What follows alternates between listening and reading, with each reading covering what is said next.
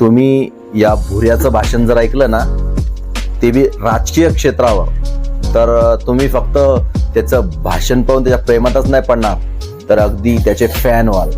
तर एकदा हे उदाहरण आणि भुऱ्या या दोन्ही गोष्टी आपण पाहूया. माझ्या वर्गात मॉनिटर निवडायचा होता.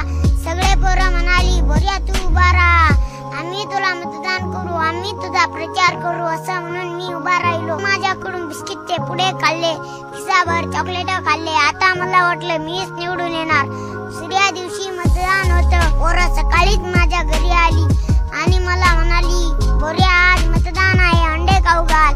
माझ्याकडे पैसे नव्हते म्हणून मी चुलत्याच्या कोंबडीचे अंडे चोरले, पोराला खाऊ घातले. मतदान झाले आणि मला फक्त 4च मते पडली. तेव्हापासून मी कानाला खडा लावला, कोणत्याच निवडणुकीत उभं